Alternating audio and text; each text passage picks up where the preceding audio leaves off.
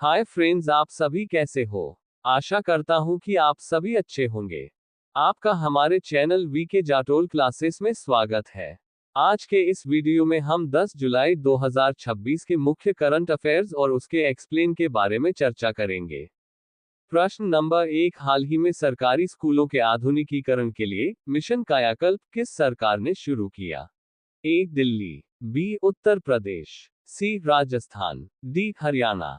दोस्तों, आपका सही आंसर ऑप्शन नंबर ए दिल्ली होगा। दिल्ली सरकार ने सरकारी स्कूलों को आधुनिक और छात्र अनुकूल बनाने के लिए मिशन कायाकल्प शुरू किया है। इस पहल का मुख्य उद्देश्य स्कूलों को केवल शिक्षा का केंद्र नहीं, बल्कि सुरक्षित और प्रेरणादायक शिक्षण परिसर के रूप में विकसित करना है। बुनियादी ढांचे में सुधार, स्कूल भवनों की मरम्मत, रंगाई पुताई और शौचालयों का नवीनीकरण। आधुनिक सुविधाएं, विज्ञान प्रयोगशालाओं का आधुनिकीकरण, स्वच्छ पेयजल के लिए आरओ और वाटर कूलर की व्यवस्था। समावेशी शिक्षा, विशेष आवश्यकता वाले बच्चों के लिए विशेष सुविधाएं और सेंसरी पार्क का निर्माण। पर्यावरण, हरित परिसर विकसित करने के लिए पौधारोपण। प्रश्न नंबर 2, हाल ही में ई गवर्नेंस राष्ट्रीय पुरस्कार 2026 में ICMR-MINDS को कौन सा पुरस्कार मिला?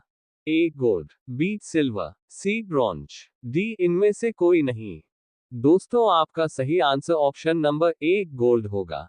भारतीय आयुर्विज्ञान अनुसंधान परिषद ICMR की प्रमुख पहल ICMR-MINDS को हाल ही में national awards for e governance 2026 में गोल्ड अवार्ड से सम्मानित किया गया है।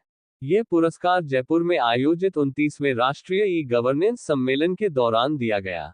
श्रेणी, यह अवार्ड नागरिक केंद्रित सेवाओं के लिए AI और नई तकनीक के उपयोग में नवाचार के लिए दिया गया है। क्या है ICMR-MINDS? यह एक डिजिटल स्वास्थ्य पहल है जो मानसिक स्वास्थ्य और नशीले पदार्थों के सेवन से जुड़ी समस्याओं की स्क्रीनिंग और प्रबंधन को अन्य गैर संचारी रोगों NCDs के साथ जोड़ती है। कैसे काम करता है? इसमें एक क्लिनिकल डिसीजन सपोर्ट सिस्टम है, जो AI आधारित तकनीक के जरिए सामान्य स्वास्थ्य कर्मियों को भी मानसिक स्वास्थ्य से जुड़े निर्णय लेने में मदद करता है। इससे मरीजों को इलाज के लिए बार बार विशेषज्ञों पर निर्भर नहीं रहना पड़ता। विस्तार, ये परियोजना वर्तमान में 7 राज्यों में 7 प्रमुख संस्थानों जैसे एम्स, PGMIR आदि के सहयोग से चलाई जा रही है। प्रश्न नंबर 3, हाल ही में उपभोक्ता संरक्षण पर संयुक्त राष्ट्र विशेषज्ञ समूह के 9वें सत्र की अध्यक्षता किस देश ने की? A Bharat, B America, C France, D Japan. दोस्तों, आपका सही answer option number A Bharat होगा। भारत जेनेवा में उपभोक्ता संरक्षण कानून एवं नीति पर विशेषज्ञों के अंतर सरकारी समूह IGE के 9वें सत्र की अध्यक्षता की है। उपभोक्ता मामलों के विभाग की सचिव निधि खरे इस 3 दिवसीय 6 से 8 जुलाई बैठक का नेतृत्व किया।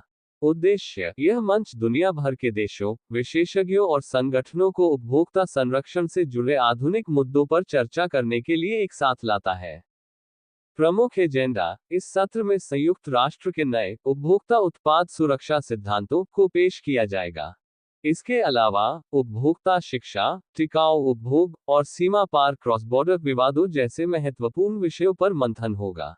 महत्व, ये बैठक वैश्विक उपभोक्ता कानूनों को मजबूत करने और देशों के बीच आपसी सहयोग बढ़ाने के लिए एक प्रमुख अंतर्राष्ट्रीय मंच है। प्रश्न नंबर 4, हाल ही में सुधार उत्सव एवं चिंतन शिविर 2026 का आयोजन कहाँ हुआ? A Jaipur, B Mount Abu, C Udaipur, D Jodhpur.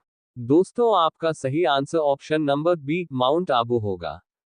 4 और 5 जुलाई 2026 को राजस्थान के माउंट आबू स्थित ज्ञान सरोवर में भारत सरकार के विधि एवं न्याय मंत्रालय द्वारा सुधार उत्सव एवं चिंतन शिविर 2026 का आयोजन किया गया। इस 2 दिवसीय कार्यक्रम में केंद्रीय राज्य मंत्री स्वतंत्र प्रभार अर्जुन राम मेघवाल शामिल हुए। विकसित भारत एट 2047, इस शिविर का मुख्य लक्ष्य विकसित भारत एट 2047 के विजन के अनुरूप एक आधुनिक, दक्ष और नागरिक केंद्रित विधिक व्यवस्था तैयार करना है।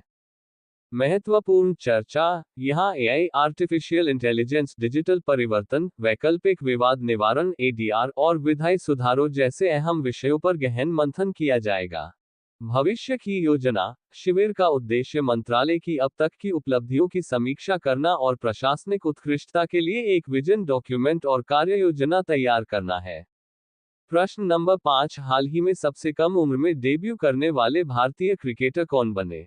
ए. शुभमन गिल, बी. ऋषभ पंत, सी. यशस्वी जायसवाल, डी. वैभव सूर्यवंशी। दोस्तों, आपका सही answer option number D Vaibhav Suryavanshi होगा।